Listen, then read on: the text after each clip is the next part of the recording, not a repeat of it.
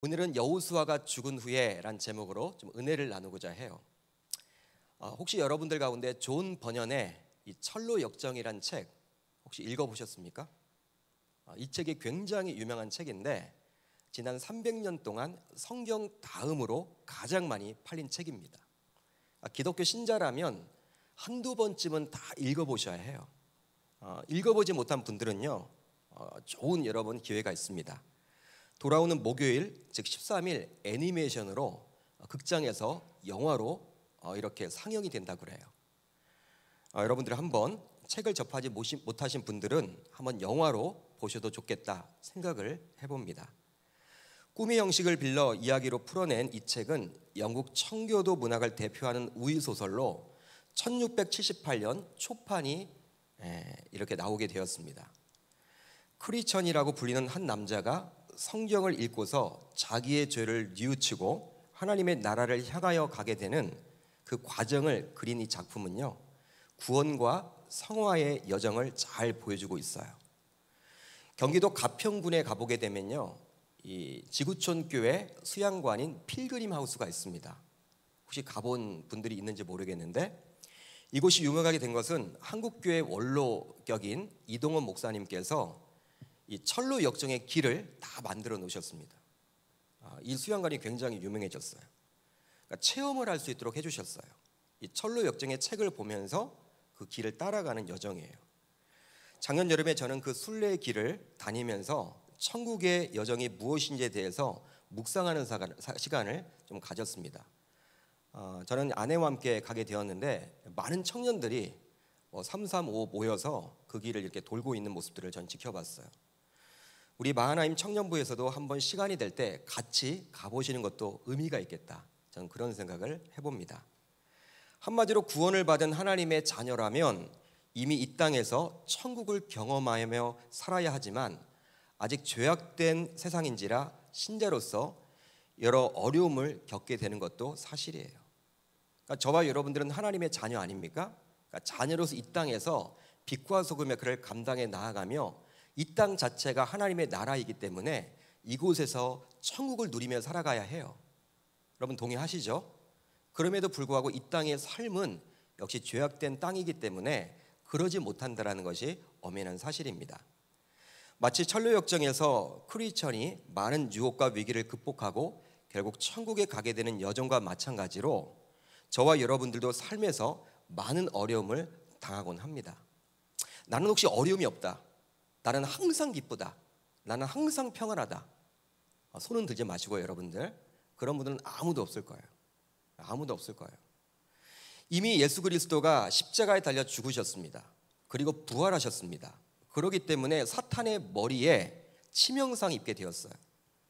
창세기 3장 15절을 보면요, 이런 말이 나와 있죠. 여자의 후손은 내 머리를 상하게 할 것이요. 누가 누구에게 주신 말씀입니까?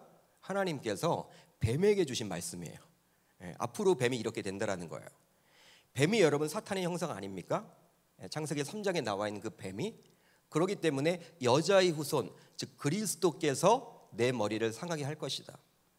예수님이 십자가에 달려 죽으심으로, 그리고 그 죽음을 이겨낸 그 부활 덕분에 사탄의 머리는요 이미 박살이 난 상태예요. 그러기에 우리들은 이 땅에서 행복하게 살아가야만 합니다. 그러나 삶은 어떻습니까? 그럼에도 불구하고 사탄은 완전한 패배를 인정하지 않아요. 그러니까 머리가 박살났음에도 불구하고 완전한 패배를 인정하지 않고 오히려 독이 오를 대로 올라서 하나님의 자녀인 저와 여러분들을 대적함으로 이 땅에서 행복하게 살지 못하도록 막아요. 방해를 합니다. 즉 영적 전쟁을 우리가 치를 수밖에 없는 것이죠. 주보를 보시면 지난주에 이 행복나눔 축제 여파로 그런지는 몰라도 굉장히 많은 분들이 등록을 했습니다. 등록을 하고 있어요. 오늘도 4-5명이 등록을 했어요. 지난주엔 11명이 등록을 했고요. 꽤 많이들이 이렇게 오시고 있어요.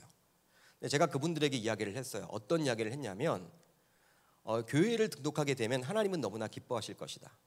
그렇지만 사탄은 굉장히 지금 비상이다. 아마 여기에 이렇게 등록하신 분들은 그래도 행복해지기 위해서, 좀 삶이 평탄해지기 위해서 등록을 하셨지만 꼭 그런 것만은 아니다. 등록을 했다. 근데 이번 주에 갑자기 이상한 일들이 벌어질 수도 있다. 삶에서. 우리 어른들이 많기 때문에 갑자기 오지 않던 시어머니가 주일날 오실 수도 있고, 갑자기 아이가 아플 수도 있고, 갑자기 주일날 예배에 못 드릴 수 있도록 여러 환경들이 이렇게 나를 몰아갈 수도 있다. 그때 꼭 목사님의 그 말을 기억해다오. 이렇게 여러분 이야기를 했어요. 제가 여러분 부탁을 드렸습니다. 왜냐하면 영적 전쟁이 굉장히 심하기 때문에 그래요. 오늘 한 분도 이렇게 모시고 왔어요. 권사님이 모시고 왔어요. 같이 자기 친구를 모시고 왔습니다. 근데 갑자기 건강했던 아들이 군대에 가 있는데 다쳤어요. 지난주에. 또 자신의 손주가 지금 또 갑자기 아파요.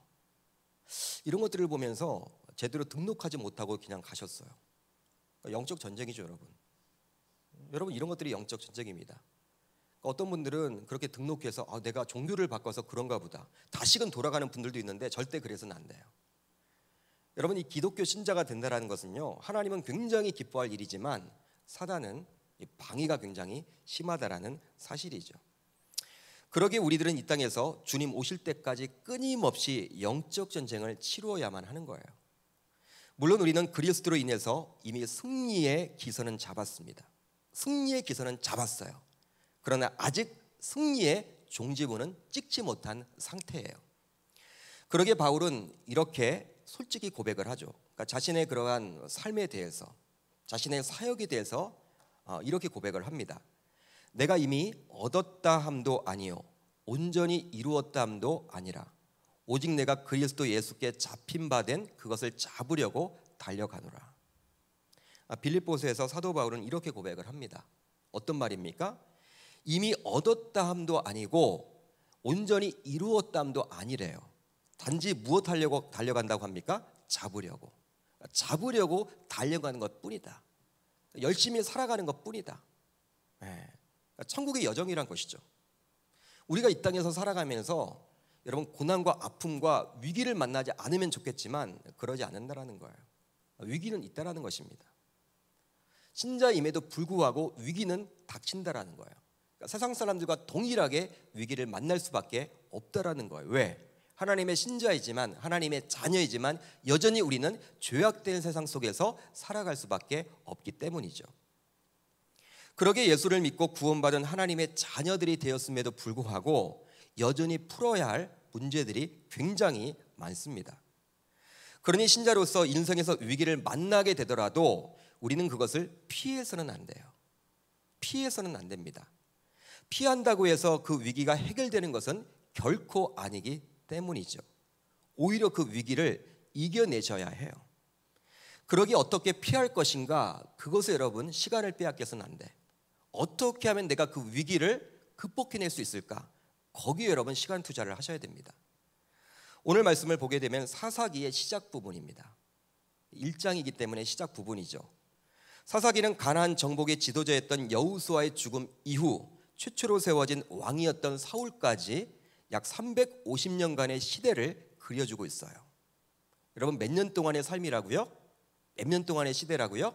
약 350년 동안에. 이스라엘 백성들은 당시 시대의 지도자였던 여호수아의 지도력 아래 가나안 땅의 대부분을 정복했고 기업 분배까지 마친 상태였습니다. 하지만 아직도 그 땅을 완전히 정복한 상태는 아니었어요. 여호수아 12장을 보게 되면요, 이스라엘이 정복한 왕들의 이름이 기록이 되어 있습니다. 지명이 나오고 왕의 이름이 나와요. 어느 지역의 어느 왕이다. 그러니까 가나안이 여러분 지역 아닙니까? 이 땅이에요. 그렇기 때문에 가나안 안에도 여러 여러분 도시들이 있었을 거 아니에요. 그 도시를 지배하던 그 왕들의 이름이 나오는데 31명의 왕들이 나와요. 31명. 즉 이것을 통해서 가나안 땅의 31개 주요 성읍들을 완전히 정복했음을 보여주고 있는 것이죠. 그런데 12장 다음에 13장 1절을 보게 되면 아직도 주변 변두리 땅은요, 우리가 정복해야 함을 보여주고 있어요. 13장 1절에 이렇게 나와 있어요. 여호수아가 나이가 많아 늙음에 여호와께서 그에게 이르시되 너는 나이가 많아 늙었고 얻을 땅이 매우 많이 남아있도다. 여러분, 나이가 많지만 아직도 뭘 해야 된다라는 거예요? 정복할 땅이 많다 적다? 많음을 이야기해주고 있는 것이죠. 그러니까 가나안 땅의 31개 주요 도시는 다 점령을 했지만 변두리 땅들, 작은 마을들은 정복해야 된다라는 거야. 그러니까 세세하게 세심하게 다가가서 정복해야 됨을 보여주고 있는 것이죠. 한마디로 정복 전쟁이 모두 끝난 것이 아니라는 거예요. 이런 상황 속에서 이스라엘 백성들에게 큰 위기가 닥치게 됩니다. 어떤 위기가 닥치게 됩니까? 바로 오늘 말씀 1절을 보게 되면 이렇게 기록을 하고 있어요. 여호수아가 죽은 후에. 여호수아가 죽은 것과 이스라엘 백성들 무슨 위기냐? 이렇게 여러분 생각을 해볼 수도 있겠죠. 뭐 한 사람이 죽은 게 무슨 여러분 대수냐? 이게 무슨 위기냐? 그렇지 않아요. 여러분 여호수아가 어떤 사람이었습니까? 그걸 우리가 보게 되면요, 나라에 여러분 큰 위기가 닥치게 됨을 알 수가 있습니다. 여호수아는 이스라엘 백성들에게 어떤 인물이었느냐? 바로 모세의 시종 출신이었지만 하나님의 절대적인 주권 하에 이스라엘 백성들에게 영적인 지도자가 됩니다. 영적인 지도자뿐만 아니라 정치 지도자가 돼요. 실질적으로 가나안 땅을 정복하는데 앞장서서 도움을 준 게 바로 여호수아였고, 각 지파에게 땅을 공정하게 공평하게 분배했던 것도 바로 여호수아였어요. 지도자였어요. 성경은 다음과 같이 여호수아에 대해서 기록을 해주고 있죠. 이스라엘이 여호수아가 사는 날 동안과 여호수아 뒤에 생존한 장로들, 곧 여호와께서 이스라엘을 위하여 행하신 모든 일을 아는 자들이 사는 날 동안 여호와를 어떻게 했다? 섬겼더라. 섬겼다고 나와 있습니다. 한마디로 여호수아가 통치하던 시대와 그 사후 그를 통해서 일하시는 하나님을 아는 장로들이 있던 시대에는요, 이스라엘 백성들이 여호와 하나님을 제대로 잘 섬겼대요. 여러분 24장 이 31절은 바로 무엇을 뜻하냐면, 이제 여호수아가 죽고 난 다음에 그리고 여호수아를 통해서 일하시는 그 하나님을 맛보았던 장로들이 다 죽은 다음에 이스라엘 백성들이 어떻게 했다라는 거예요? 하나님을 떠나게 되었음을 보여주고 있는 것이죠. 그러니까 여호수아 시대에는 이스라엘 백성들이 하나님을 잘 섬겼지만 그의 사후에는 그렇지 않음을 보여주는 구절이에요. 여러분 이것을 통해서 우리는 무엇을 알 수가 있습니까? 바로 여호수아가 백성들에게 어떤 영향을 끼쳤는지를 잘 알 수 있죠. 굉장히 여러분 중요한 인물이 바로 여호수아였습니다. 여호수아를 통해서 하나님은 백성들에게 끊임없이 말씀하셨기 때문에 그의 시대에는 백성들이 하나님과 친밀했음을 보여주고 있는 거예요. 하나님께서도 시대의 지도자였던 이 여호수아를 통해서 자신이 하고 싶은 이야기를 다 합니다. 또 백성들도 하나님 앞에 나아갈 때 여호수아를 통해서 나아갔죠. 여러분 하나님과 백성들 사이에 막힘이 있다 없다? 없음을 알 수 있는 거예요. 소통이 여러분 굉장히 잘 되는 거예요. 여러분 그런 상황이 바로 그 여호수아 시대였습니다. 실제로 사사기 2장을 보면 여호수아와 그와 함께 사역했던 장로들의 사후 백성들은 모두 다 하나님을 떠나게 돼요. 그만큼 여호수아가 이스라엘 백성들 사이에서 굉장히 중요한 인물이었어요. 즉 이제 보다 세밀하게 가나안 땅을 차근차근 정복해 나가야 하는데 갑자기 지도력에 부재가 오게 된 거예요. 여러분 한 나라를 다스리는 대통령이 갑자기 부재한다. 굉장히 여러분 나라가 혼란스럽겠죠. 지금도 그리하지 않겠습니까? 당시는 여러분 더 그렇겠죠. 당시는 영적 지도자와 이 정치적인 지도자가 같은 위치에 있었기 때문에 이 여호수아가 여러분 갑자기 죽게 되었다라는 것은요, 이스라엘 백성들 사이에서 혼란이에요. 혼란. 계속해서 여러분 땅을 정복해 나가야 하는데 가나안 땅을 지금 정복 다 한 게 아니에요. 여러분 중간에 지금 전쟁 치러야 돼. 근데 지도자가 사라진 거야. 여러분 위기 가운데 위기죠. 한마디로 국가적으로 민족적으로 개인적으로 위기를 맞이하게 된 거예요. 여러분 우리의 삶도 마찬가지입니다. 저는 그렇게 생각을 해봅니다. 우리의 삶도 마찬가지예요. 여러분 삶의 위기가 닥칠 때 뭐 예고가 있는 여러분 위기가 있습니까? 내가 너에게 위기를 줄게, 그렇게 여러분 이야기를 하고 위기가 오나요? 그렇지 않아요. 지난주에도 한 집사님이 여러분 제가 이렇게 기도를 해드렸어요. 금연성령 집회 이후에 제가 간절히 개인적으로 기도를 해드렸어요. 뭐 직장을 다니시니까 건강검진을 잘 받는 분이야. 젊어요. 아직 40대예요. 자궁 쪽에 여러분 이상하다라는, 이 부인과 질병에 이상해서 큰 병원으로 가보라는 청천벽력과 같은 이야기를 듣게 된 거예요. 암이 의심스럽다. 여러분 집사님 너무나 힘들죠. 매년 여러분 건강검진을 하는데 갑자기 이번에 건강검진 소견에 그렇게 나왔으니 얼마나 여러분 당황스럽겠습니까? 가정도 있고 어떻게 해야 될까? 여러분 위기는 여기에 청년들도 많이 있지만 청년이라고 해서 여러분 위기가 닥치지 않는 게 아니잖아요. 사람은 여러분 태어나면 다 위기를 겪잖아요. 위기가 여러분 우리들에게 미리 내가 언제 어느 날 위기를 너에게 줄게 이야기를 하고 오진 않는다는 것이죠. 갑자기 여러분 들이닥치는 거예요. 죽은 것 같이. 그러니까 우리의 모습이 다양한 만큼 삶도 모두 다양하지 않습니까? 여기에 지금 많은 분들이 앉아 계시는데 여러분 다양해요. 다. 이 강단에서 보게 되면요, 야, 하나님이 어떻게 이렇게 아름답게 빚으셨을까? 참 아름답다. 하나님이 달릴 때 달리도록 다 해주셨구나. 예? 여러분 눈이 달릴 때 눈이 있고요, 코가 달릴 때 코가 다 있고 입이 있어요. 여러분 얼마나 다 개성이 있는지, 얼마나 아름다운지 모르겠어요. 옷도 여러분 다양하게 다 입으셨잖아요. 이렇게 여러분 많이들 앉아 계신데 동일한 옷을 입고 있는 분이 아무도 없어요. 여러분 그만큼 여기에 계신 모든 분들이 다양한 것처럼 삶도 다양하죠. 삶이 다양한 만큼 위기 또한 다양합니다. 어떤 분들은 개인적인 위기를 겪게 되는 경우도 있죠. 관계의 어려움, 자녀와의 관계, 또 남편과의 그러한 어려움, 아내와의 그러한 갈등, 아니면 친구와의 그러한 갈등, 불화. 여러분 직장에 다니다가도요, 내가 좋은 직장에 들어갔어도 갑자기 여러분 직장이 어려워질 수도 있어요. 내가 대기업에 시험 봐서 들어갔는데 막 대기업이 어려워져. 전 그런 경우도 많이 봤어요. 여러분 공무원이라고 해서는 무조건 여러분 안정적인 직장은 아니에요. 더 이상 굉장히 여러분 경쟁 중심의 그런 사회로 다가가고 있기 때문에 여러분 우리에게 더 이상 안전한 곳은 없어요. 뭐 사자 가진 여러분 직업을 가지면 행복할 것이다, 그렇지 않아요. 요즘에 변호사들도 연봉이 여러분 확 깎였대요. 예전엔 그렇지 않았죠. 이런 것들을 보게 되면요, 안전한 곳이 없어요. 여러분 다 여러분 우리는 위기를 맞이할 수밖에 없어요. 사업을 할 때도 마찬가지죠. 제가 아는 사업하시는 분들이 요즘에 뭐 사업이 만만치 않다라는 거예요. 만만치가 않대요. 최저임금도 올랐고 또 52시간 근무 그걸 지켜줘야 하고, 여러분 기업이 여러분 만만치가 않고 사업도 만만치가 않습니다. 여러분 교회도 마찬가지야. 주님의 핏값으로 세우신 이 교회가 어려워지는 것도 한순간입니다. 굉장히 여러분 교회도 많이 힘들어요. 여러분 이렇게 위기가 여러분 순식간에 닥친다라는 거예요. 우리의 삶에서 이것은 피할 수가 없어요. 필연적으로 오기 때문에 오히려 그것을 감내하고 이겨내야만 하는 것이죠.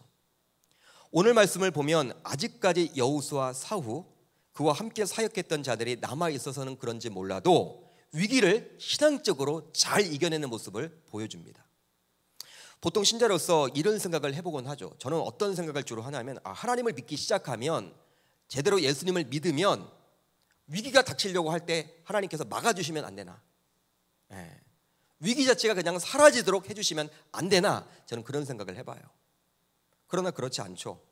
그러나 그렇지 않아요. 그러나 이 땅에서 겪게 되는 위기는 하나님의 자녀로서 신앙생활을 한다고 해서 오지 않는 것은 아닙니다. 오히려 신앙생활을 하게 되므로 맞이하게 되는, 겪게 되는 위기 또한 있다는 거예요. 그렇지만 신자는 위기 속에서도 주님을 향한 믿음으로, 즉 신앙으로 이겨내야만 하는 것이죠. 오늘 말씀을 보게 되면 정말 감당하기 힘든 위기였지만, 이스라엘 백성들 사이에서 정말 감당하기 힘든 위기였지만 그 위기를 신앙적으로 잘 극복해냅니다. 여러분 그것이 무엇입니까? 여러분 오늘 이 본문을 자세히 보시면요, 나의 삶에 닥친 위기가 어떤 위기일지라도 말씀으로 이겨낼 수가 있게 되는 거예요. 신앙으로 이겨낼 수가 있게 되는 거예요. 그렇다면 무엇입니까? 어떻게 하면 위기를 극복할 수 있을까요? 먼저 위기 속에서 가장 먼저 하나님께 물어야 합니다. 위기가 여러분 나에게 닥치면요, 가장 먼저 할 것이 바로 무엇이냐? 하나님께 묻는 작업이 필요해요. 하나님께 물어야 해요. 오늘 말씀 1절을 보면요, 이렇게 나와 있죠.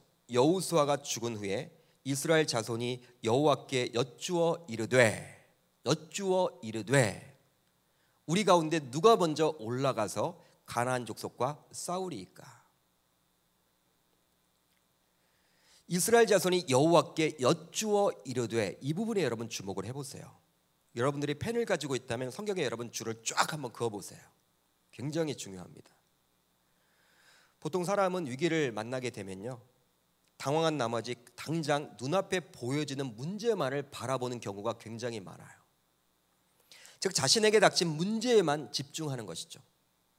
여러분 어떤 위기를 당하게 되면요, 그 문제가 여러분 와서 위기가 오는 거잖아요. 그 문제만을 집중해요. 문제만을 놓고 보는 거예요. 뭐라 할까요? 좀 더 떨어져서 그 문제를 바라보면 좋으련만 그럴 여유가 전혀 없어요. 그러다 보니 굉장히 조급해지고 나중에는 두려움이 막 임하게 됩니다. 두려움이 임하게 돼요. 그러게 위기를 만나게 되면 그 위기를 해결할 수 있는 하나님께 먼저 묻는 작업이 필요합니다. 그것이 여러분 지름길이에요. 주님께 묻지 않고서는 결단코 그 문제를 해결할 방도가 없는 거예요. 혹시 여러분들 가운데 인도네시아를 가본 분들이 계십니까? 인도네시아는 세계에서 4번째로 인구가 많은 나라죠. 중국, 인도, 미국 다음이 바로 인도네시아입니다. 그러니까 세계에서 약 2억 6천만 명 이상의 그런 인구를 가진 나라죠. 그리고 세계 최대의 무슬림 국가입니다. 우리는 보통 이슬람교 국가라고 이야기하면 중동 지방을 이야기하는데 여러분 인도네시아가 세계 최대의 무슬림 국가예요. 그 나라는 여러분 이 동과서가 굉장히 여러분 길어요. 섬이 가장 많은 나라 아닙니까? 이 동과서가 5,000km 이상 된다 그래요. 그러니까 서울에서 이 부산까지가 한 400km 된다고 하면 그 10배 이상이죠. 굉장히 여러분 동과서 긴 나라예요. 호주 위에서부터 여러분 이 아시아까지 여러분 이렇게 펼쳐져 있는 그 나라가 바로 인도네시아입니다. 그런데 수도 자카르타에서 남쪽으로 약 60km 정도 떨어진 곳에 보고르라는 도시가 있어요. 작은 도시예요. 인구가 많지 않습니다. 인구가 100만 명도 되지 않아요. 작은 도시예요. 그런데 이것이 왜 유명하냐면 따만둥아라는 꽃공원이 있습니다. 여러분 꽃공원을 아주 잘 이렇게 잘 만들어놨어요. 저는 개인적으로 굉장히 꽃을 좋아하거든요. 그렇기 때문에 거기를 가볼 기회가 있었어요. 꽃공원을 가봤어요. 이 꽃공원은 규모가 굉장하죠. 전 세계 모든 꽃들을 다 조성되어 있어요. 인도네시아에서 가장 큰 꽃공원이라고 보시면 됩니다. 그런데 특징이 있는데 각각의 테마에 따라서 꽃이 심겨져 있습니다. 그 가운데 비밀의 정원이라는 곳이 있어요. 비밀의 정원, 바로 이 장면이에요. 이곳에 들어가 보면요 쉽게 빠져나올 수가 없어요. 여러분 이 비밀의 정원에 들어가 보면요 쉽게 빠져나올 수가 없어요. 왜냐하면 사람이 들어가서 쉽게 나올 수 없도록 미로로 조성을 해놨어요. 저도 기회가 주어졌습니다. 저도 가봤어요. 들어갔어요. 땀이 날 정도로 여러분 뛰어다녔는데 빠져나올 수가 없었어요. 오른쪽으로 가봐도 막혀있고 왼쪽으로 가봐도 막혀있고 나중에 보면 중간에 여러분 이렇게 정원이 여러분 아름답게 꾸며져 있는데 중간에 여러분 구멍이 있어요. 그쪽으로만 나가야 돼. 미로에 미로. 여러분 개인적으로 들어가서 그냥 나오는 사람을 제가 거의 보지를 못했어요. 여러분 한참 후에 먼저 빠져나간 지인들의 도움으로 저는 겨우 나오게 되었습니다. 겨우 나왔어요. 나와 보니까 높은 탑이 옆에 있는 거 있죠.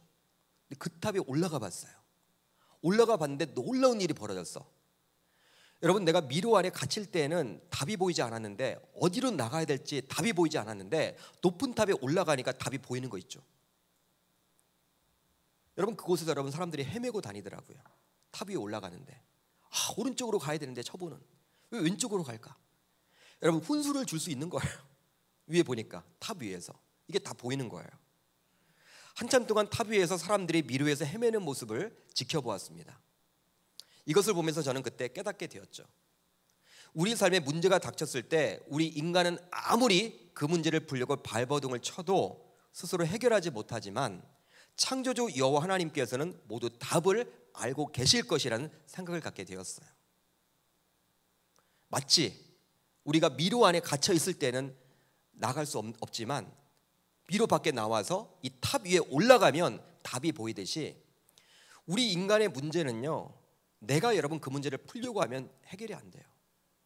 그렇지만 창조주 여호와 하나님은 신이십니다. 그분은 마치 탑 위에 올라가면 다 보이듯이 답을 알고 계신다라고 저는 그때 확신을 갖게 되었어요. 그러게 저와 여러분들은 오늘 말씀에 나오는 이스라엘 백성들과 같이 위기 속에서 하나님께 우선적으로 물어야만 하는 거예요. 여러분, 그것이 바로 지혜로운 길이요, 그것이 돌아가지 않고 문제를 해결할 수 있는 유일한 길임을 기억할 수 있기를 주님의 이름으로 축복합니다. 혹시 이곳에서 예배하는 여러분들 가운데 누구에게도 말 못할 어떤 위기 가운데 놓여 있다면, 여러분, 사람들을 찾거나 자신의 경험을 동원할 수도 있겠지만 그것 이전에 먼저 창조주 하나님께 물음으로 그분의 능력으로 위기를 넉넉하게 극복해 나가시기를 바랍니다. 여러분, 가장 중요한 게 바로 그거예요. 핵심이에요. 문제가 왔을 때 하나님을 보세요. 하나님을 바라보세요. 쉽지 않을 거예요. 그 문제에만 매몰되어 있기를 원해요, 사람들은. 그렇지만 그 문제에서 벗어나서 그 문제를 해결할 수 있는 그 하나님만을 바라보는 것이 가장 첫 단계임을 여러분 믿으시길 바랍니다. 다음으로 위기 속에서 믿음의 동역자와 함께 해야 합니다. 여러분, 이제 위기가 닥치면요, 하나님께 묻고 난 다음에 우리가 무엇을 해야 될까요? 믿음의 동역자와 그 문제를 같이 풀어나가야 해요. 오늘 말씀 3절을 보면 이렇게 기록을 하고 있죠. 유다가 그의 형제 시몬에게 이르되 내가 제비 뽑아 얻은 땅에 나와 함께 올라가서 가나안 족속과 싸우자. 그리하면 나도 내가 제비 뽑아 얻은 땅에 함께 가리라 하니 이에 시몬이 그와 함께 가니라. 여러분, 이 말씀에서 우리가 주목해서 봐야 될 구절이 바로 무엇입니까? 유다가 그의 형제 시몬에게 이르되 나와 함께 올라가서, 그 부분이에요. 사람마다 다르겠지만 위기를 만나게 되면 대부분의 분들은 그 위기를 홀로 해결하려고 합니다. 혼자 해결하려고 해요. 자신에게 닥친 문제를 누군가에게 오픈한다는 것은, 그 위기를 여러분 오픈한다는 것은 굉장히 쉽지가 않아요. 그렇기 때문에 되도록 함께하기를 꺼리게 되죠. 도움을 받으려고 하지 않는 거예요. 그리고 누군가에게 오픈을 했을 때 그 문제가 많은 사람들에게 알려짐으로 또 사람들의 입방아, 구설수에 오를까 봐 그것이 두려워서 오픈하지 않는 경우들도 굉장히 많아요. 물론 아무에게나 오픈하라는 말은 아닙니다. 평소 신뢰할 만한 믿음의 동역자에게 오픈하셔야 돼요. 나의 아픔을 자신의 아픔처럼 여길 수 있는 자에게 오픈하셔야 됩니다. 오늘 말씀을 보십시오. 오늘 말씀을 보시면 위기 속에서 이스라엘 백성들이 여호와께 이렇게 먼저 묻죠. 우리 가운데 누가 먼저 올라가서 가나안 족속과 싸우리까? 백성들이 하나님께 물어요. 이렇게 묻자 하나님은 어떻게 대답을 합니까? 유다가 올라갈지니라. 유다가 올라갈지니라. 이건 바로 유다 지파에게 올라가라는 말이에요. 12지파 가운데 유다 지파로 하여금 올라가서 가나안 족속과 싸우라고 구체적으로 우리 주님은 말씀해 주고 있어요. 다른 지파가 아니에요. 어떤 지파 보고 올라가라? 유다 지파. 이런 답을 들은 유다 지파는 어떤 행보를 보입니까? 유다 지파 자신들만 올라가지 않고 자신의 격리에서 작은 기업을 할당받았던 시므온 지파에게 협력을 요구하죠. 어떻게 말함으로써 협력을 요구합니까? 시므온 지파에게 자기들이 제비 뽑아 얻은 땅에 함께 올라가서 가나안 족속과 싸운다면 자신들도 시므온 지파가 제비 뽑아 얻은 땅에 같이 올라가 주겠다라는 거예요. 기브앤테이크를 하자는 거예요. 너희들이 먼저 이번에 내가 가나안 족속을 물리쳐야 하는데 너희들 같이 올라가 준다면 너희들이 또 전쟁을 치르게 될 때 내가 도와주겠다라고 이야기를 합니다. 즉 시므온 지파에게 동역을 요청하는 것이죠. 이러한 동역으로 유다 지파는 가나안 족속을 성공적으로 물리치며 큰 땅을 차지하게 돼요. 그렇다면 이런 생각을 해볼 수도 있겠죠. 바로 유다 지파가 약한 지파였기 때문에, 힘이 모자랐기 때문에, 자신의 힘만으로 안 되기 때문에 그렇게 시므온 지파에게 협력을 요청한 것 아니냐라고 물을 수도 있을 거예요. 여러분, 그렇다면 과연 그럴까요? 민수기 1장과 민수기 26장을 보게 되면 첫 번째 인구조사와 두 번째 인구조사가 나옵니다. 인구를 조사했는데, 지파별로 인구를 조사했는데 놀랍게도 유다 지파의 인구가 가장 많았어요. 당시 여러분, 인구가 많았다는 것은요, 능력을 상징하는 것이죠. 왜? 경제력과 군사력이 능력이기 때문에. 지금도 마찬가지죠. 여러분 인구를 무시하지 못하죠. 우리나라가 점점 인구가 나중에 줄어든다고 하잖아요. 지금은 5천만 명이 넘지만 여러분 나중에는 이제 5천만 명이 여러분 점점 줄어들어서 4천만 명까지 3천만 명까지 줄어진대요. 아이를 낳지 않기 때문에. 여러분 그러면 강대국이 될 수 없어요. 수출이 어려워지면 여러분 이제 자기 나라에서 물건을 팔아야 되거든요. 그래서 최소 여러분 1억 명 정도 되는 인구를 굉장히 이렇게 각 나라마다 꿈을 꿉니다. 그러니까 베트남 같은 경우에 거의 1억 명에 가깝잖아요. 그 나라가 여러분 굉장히 중요하고 필리핀도 마찬가지고, 일본도 여러분들 우리가 이야기를 하지만 1억이 넘거든요. 여러분 당시에도 마찬가지야. 이 인구라는 게 여러분 굉장히 중요한 거야. 근데 유다 지파가 여러분 인구가 그렇게 많았어요. 그뿐 아닙니다. 유다 지파의 입장에서는 이미 하나님으로부터 다음과 같은 말씀을 들었어요. 어떤 말씀을 들었습니까? 바로 여호와께서 이르시되 유다가 올라갈지니라. 보라, 내가 이 땅을 그의 손에 넘겨 주었노라 하시니라. 넘겨 주었노라. 이 말에 여러분 집중을 해보세요. 여러분 넘겨 주었노라는요 현재 완료형으로 쓰여져 있습니다. 원어를 보게 되면 영어 성경을 보시는 분들도 여러분 아실 거예요. 현재 완료형이에요. 그러기에 앞으로 되어질 일도 아니요, 또 진행되고 있는 일도 아니에요. 현재 진행되고 있는 일도 아니에요. 이미 끝난 일임을 보여주고 있는 거예요. 한마디로 이것은 무엇입니까? 내가 이 땅을 그의 손에 이미 주었다, 그런 뜻이에요. 여러분 유다는 이미 어떤 말을 들었어요? 이 전쟁의 승패는 이미 유다 너다. 네가 승리할 것이다. 이 말을 하나님으로부터 듣게 된 거예요. 그러게 유다 지파는 올라가기만 하면 이미 승리를 보장받았음을 하나님으로부터 들었습니다. 여러분 그러기 때문에 자신만 올라가도 돼요. 자신의 지파만 올라가도 되는 거예요. 근데 굳이 시므온 지파 데려갈 필요가 없어요. 동역할 필요가 없습니다. 근데 그렇게 합니다. 무슨 이유 때문에 그렇게 하는 것일까요? 바로 동역은 위기를 극복할 수 있는 또 다른 방법이기 때문이죠. 여러분 동역함은요 위기를 극복할 수 있는 또 다른 방법이기 때문에 유다 지파는 그리 한 거예요. 실제로 전도서 4장 9절로 10절을 보십시오. 이런 말이 나와 있어요. 우리 한번 같이 자막을 통해서 읽어봅니다. 시작. 두 사람이 한 사람보다 나음은 그들이 수고함으로 좋은 상을 얻을 것임이라. 혹시 그들이 넘어지면 하나가 그 동물을 붙들어 일으키려니와 홀로 있어 넘어지고 붙들어 일으킬 자가 없는 자에게는 화가 있으리라. 아멘. 여러분 위기 가운데 놓여 있다면 오늘 말씀에 나오는 유다 지파와 같이 자신의 힘만이 아니라 하나님께서 붙여주신 믿음의 동역자와 함께 그 위기를 극복해낼 수 있기를 주님의 이름으로 축복합니다. 교회 안에도 믿음의 공동체인 GBS 모임이 있어요. 또 사랑방이 있습니다. 소그룹이 있습니다. 우리 교회는 작은 교회가 아니기 때문에 주일날 나오는 그분들과 다 여러분 교제를 나눌 수는 없어요. 누가 누군지도 잘 몰라요.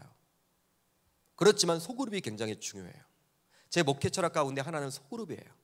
소그룹, 사랑방, 이 GBS. 여러분 GBS 리더에게 자신의 여러분 위기, 그 상황을 이야기하는 거예요.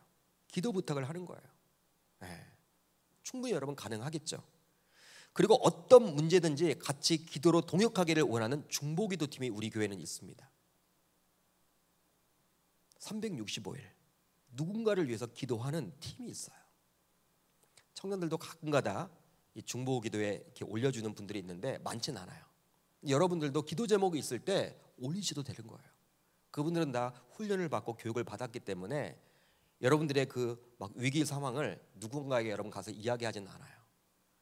또한 저를 비롯해서 교육자들도 적극적으로 여러분들이 겪고 있는 그 문제에 같이 동참하여 함께할 준비가 되어 있습니다. 우리 김 목사님도 계시고 저도 있고 우리 다른 교육자들도 있고 리더들도 있고, 여러분 위기를 만나게 되었을 때 이렇게 함께 동역할 수가 있게 되는 것이죠. 그러기에 홀로 위기를 극복할 수 없지만 여러 믿음의 동역자들의 기도와 관심 속에서 여러분들은 어떤 문제든지 넉넉하게 이겨낼 수 있게 되는 것입니다. 그렇게 살아갈 수 있기를 주님의 이름으로 축복합니다. 이제 마지막으로 위기 속에서 하나님의 말씀에 순종해야만 합니다. 여러분 이 부분이 가장 중요해요. 위기가 닥쳤을 때 마지막으로 이제 우리가 하나님의 말씀에 순종하는 거예요. 오늘 말씀 4절 상반절을 보면 이렇게 기록을 하고 있죠. 유다가 올라가매. 유다가 올라갔다. 이게 중요해요, 여러분. 올라가지 않았으면요, 전쟁 승리 못해요. 위기 속에서 아무리 하나님께 먼저 아뢰고 믿음의 동역자와 함께 한다고 할지라도 하나님의 말씀에 순종하지 않으면 아무 소용이 없는 거예요. 그러게 주님의 일하심을 기대한다면 그 이전에 반드시 말씀에 대한 순종이 있어야 하는 거예요. 유다가 올라감에 뒤에 바로 어떤 내용이 나옵니까? 다음과 같은 내용이 나와요. 여호와께서 가나안 족속과 브리스 족속을 그들의 손에 넘겨주시니. 주님께서 유다 지파에게 무찔러야 할 대상인 가나안 족속과 브리스 족속을 넘겨주십니다. 본격적으로 싸워보기도 전에 우리 주님께서는 유다 지파의 손을 이미 들어주신 거예요. 아직 싸우지도 않았어. 그런데 우리 주님은 어떻게 지금 약속해주고 있습니까? 어떻게 선포하고 있습니까? 그들의 손에 넘겨주었다라고 이야기를 합니다.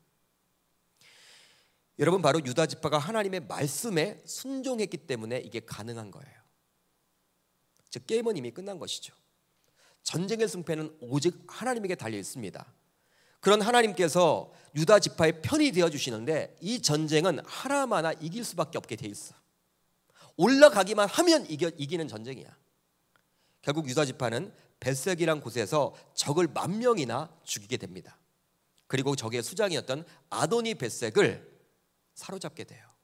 여러분, 이 아도니 벳색이 얼마나 여러분 이렇게 어떤 왕이었냐면 그 이전에 70명의 왕들의 이 엄지손가락과 엄지발가락을 잘라버리고 자신의 여러분 아도니 벳색 상에서 이렇게 먹도록, 개처럼 먹도록 했던 왕이 바로 아도니 벳색이었어요. 굉장히 여러분 다혈질의 사람이었고 이 잔인한 사람의 대명사야. 힘이 있었죠. 70명의 왕들을 물리칠 정도였으니. 그런 자를 사로잡아 버린 거예요. 누가 여러분 해주신 것입니까? 하나님이 해주신 것이죠. 만약에 주님의 말씀에 불순종함으로 유다 지파가 아니라 다른 지파가 올라갔거나 아니면 올라가지 않았다면, 즉 순종하지 않았다면 우리 주님이 먼저 앞장서서 일하지 않았을 거예요. 그러게 주님은 성경 곳곳에서 말씀에 대해서 순종해야 함을 강조합니다. 대표적으로 사무엘상 15장 22절이죠. 여러분, 아주 중요한 말씀이에요. 순종이 제사보다 낫고 듣는 것이 수령의 기름보다 나으니. 하나님 앞에 예배하는 이 시간보다도 하나님의 말씀에 순종해야 됨을 이야기하고 있어요. 예배하는 의식과 행위가 중요한 것이 아니라 예배하는 자가 중요하듯이 예배하는 자가 하나님의 말씀에 순종하지 않고 예배를 한다면 그 예배는 받지 않는다라고 이야기해주고 있는 거예요. 그렇습니다. 우리가 기도하지 않으면 주님도 일하지 않으세요. 그러나 우리가 기도하면 주님도 일하십니다. 거기에 더하여 기도하고 주님의 뜻을 알았을 때 그 주님의 뜻에 100% 순종하기만 한다면 우리 주님은 오늘 말씀과 같이 앞장서서 그 일을 해결해 주실 것입니다. 그러니 주님의 말씀에 순종하는 것은 위기를 해결하는 데 있어서 굉장히 중요하죠. 여러분, 부모에게 있어서 자녀들이 부모와 대화를 하기 위해서 자꾸 자신에게 다가올 때 굉장히 여러분 부모로서는 기분이 좋겠죠. 그리고 대화를 통해서 부모의 마음을 안 자녀들이 그 뜻에 순종한다면 부모로서는 얼마나 기쁘겠습니까? 여러분, 그럴 때 가장 기쁘다 그래요. 부모님은. 저도 그래요, 여러분. 자녀가 아빠에게 상의하는 거예요. 자기가 여러분 할 수도 있겠지만 아빠 어떻게 하면 좋을까요? 묻는 거예요, 여러분. 그리고 아빠의 의도를 알았으면 그거에 순종하려고 할 때 부모로서는요, 이 자녀에게 다 해주고 싶어요.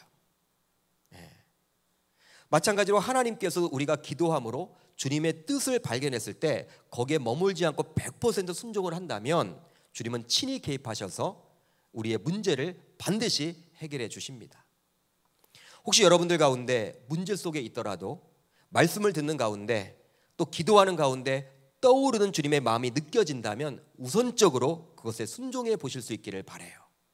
그렇게 되면 놀랍게도 우리는 주님의 적극적인 일하심을 맛보게 될 것입니다. 이제 말씀을 정리하고자 합니다. 오늘 말씀은 여호수아의 죽음으로 시작을 해요. 위기의 시작을 이야기하죠. 그러나 결과적으로 위기를 기회로 만들게 돼요. 바로 신앙으로 말입니다. 마찬가지로 지금 이곳에서 예배하고 있지만 감당하기 힘든 문제로 너무나 힘들어하는 분이 계시다면 그것이 여러분 어떠한 문제인지 몰라. 그렇지만 자신에겐 여러분 힘든 문제라면 저와 여러분들 모두 오늘 말씀을 통해서 살펴본 대로 가장 먼저 하나님께 그 문제를 가지고 나아갈 수 있기를 바라요. 다음으로 믿음의 동역자와 함께 할 수 있기를 바랍니다. 그리고 마지막으로 하나님의 말씀에 순종해 볼 수 있기를 바랍니다.